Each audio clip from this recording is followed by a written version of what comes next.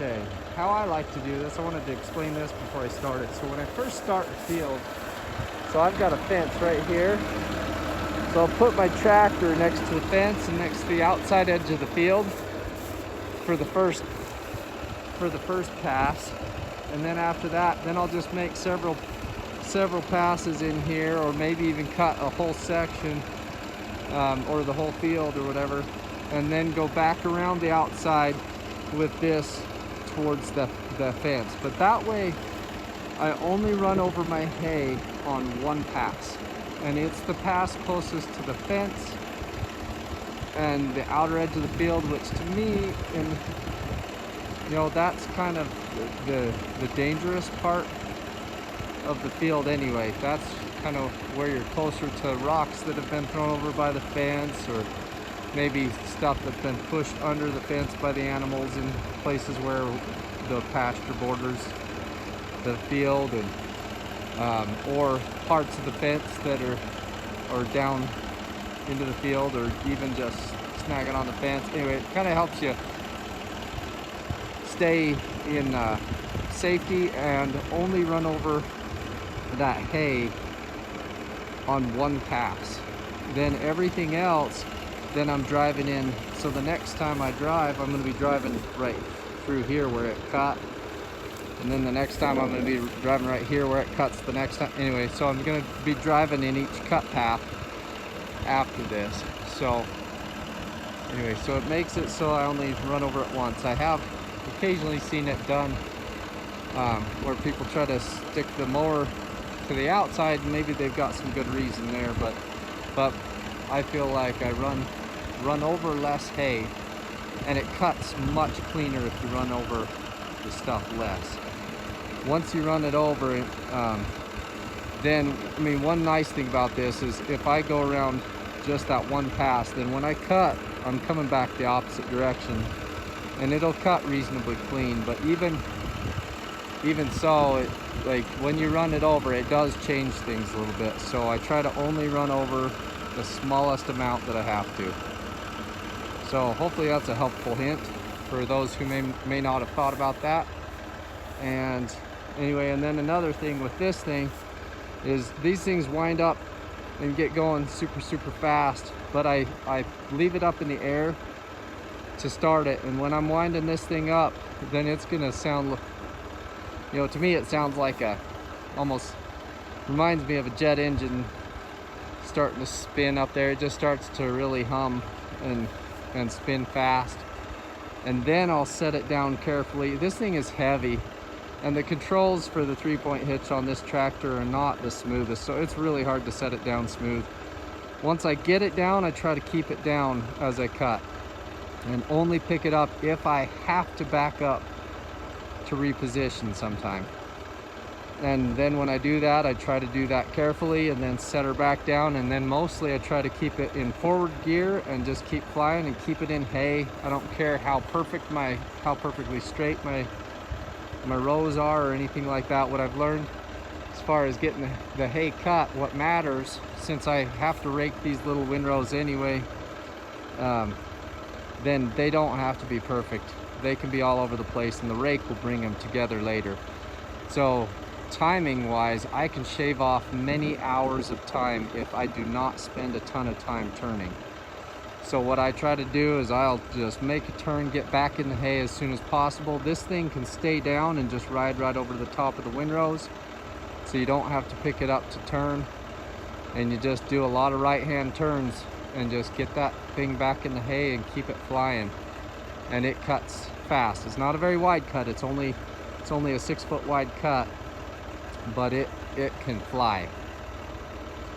And anyway, and I cut in this tractor has an A and B range, 4 gears in each range, and I cut in B2.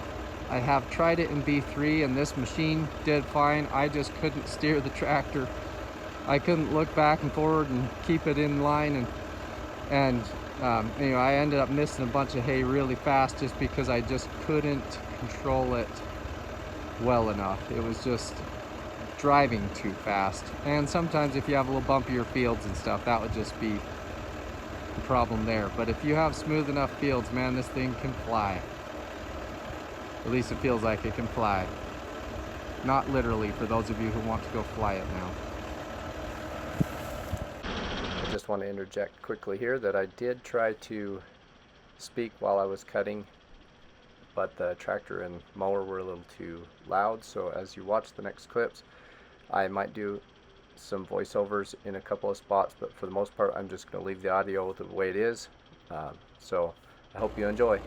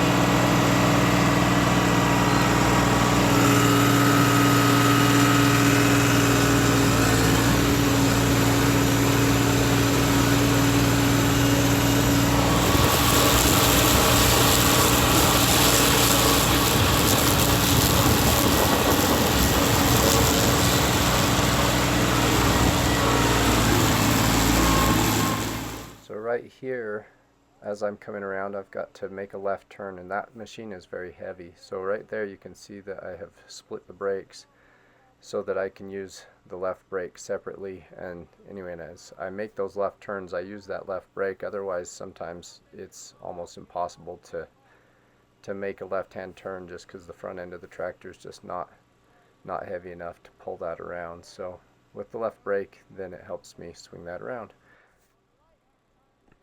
And if I do have to make a left turn, then typically I will also end up having to get a slower gear as well, so that I can make that turn as well. If you go too fast, you'll end up popping the mower back.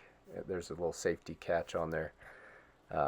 Anyway, and it'll just put too much force on the mower and kick it back. So a lot of times, if you do have to make a tight left turn, you got to hit a lower gear and then swing that around carefully with that left brake. But typically I try to keep the mower down and just make right turns as much as possible.